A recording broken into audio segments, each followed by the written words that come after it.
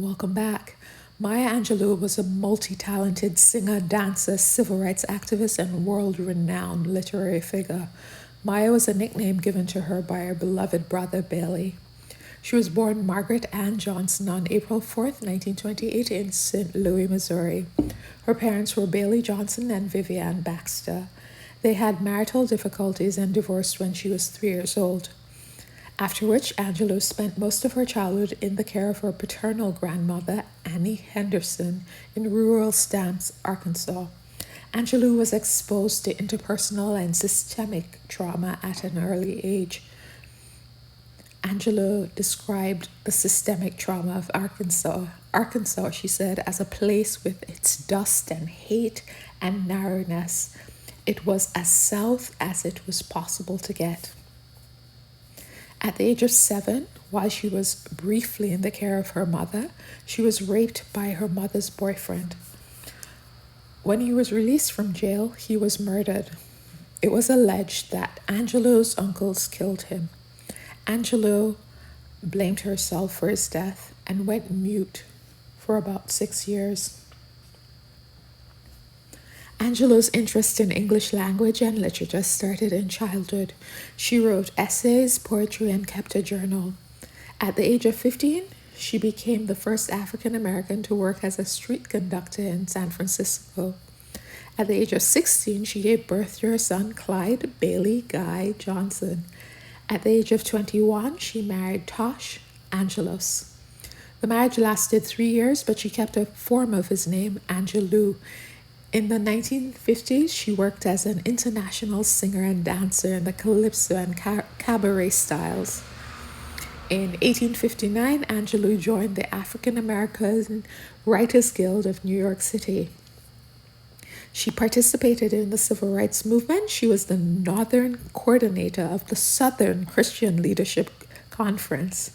In 1969, Angelou published the first of her 6 autobiographical works. The one that is most known, I Know Why the Caged Bird Sings, addressing her childhood trauma and racism, which resulted in some schools attempting to ban the book. She wrote several volumes of poetry. She was a screenwriter, actor, director, and producer. Angelou died on May 28, 2014. But wait, I'm not a historian, so I must have brought you here for something. Here we go. In her book, Maya Angelou, Her Phenomenal Life and Poetic Journey, Angelou specifically addresses her journey in becoming the Black woman she was and the major influences that shaped her journey. Angelou wrote, I believe my story is a Black woman's story. My life is the life of a Black woman. To be a woman is to take responsibility for your actions and for the time you consume and the space you occupy. She also spoke about the influences that shaped her. The first influence on her, as I just said, was her Black identity.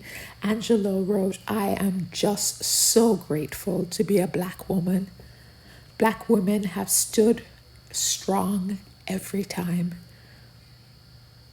The second influence was her mother, Vivian Baxter, a Black woman, who she stated was the first to give her the sense that she was a woman.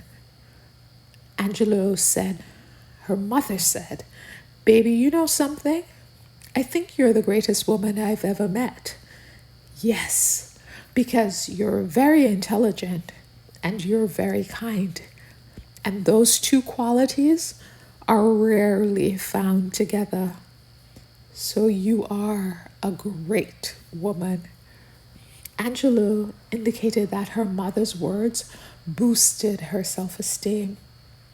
The third influence was obtaining the respect and love of her brother Bailey, who she thought was a genius. Bailey told Angelou that she was smart and that all knowledge is spendable currency, depending on the market. One of the influences on Angelou's womanhood that is evident throughout her life was the impact of men on her life. the negative impact, the sexual trauma caused by her mother's boyfriend, and the absence of her father.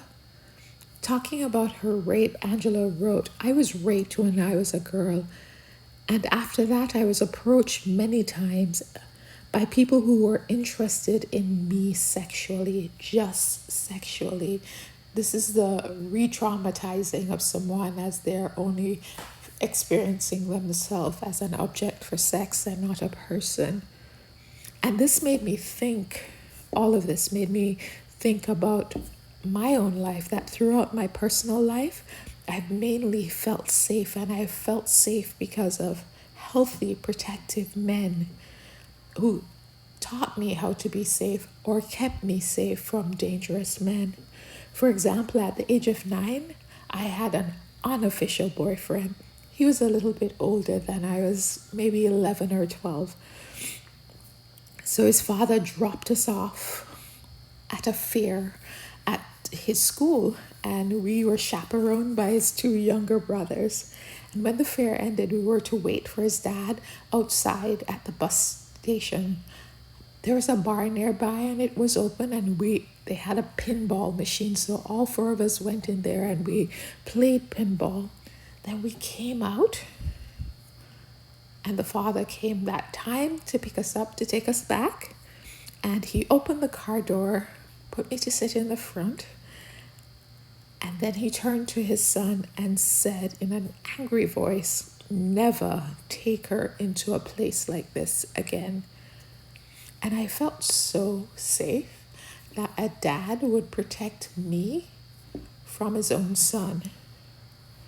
And then there were my cousins, my uncles, my in-laws, my male friends who always tried to keep me safe.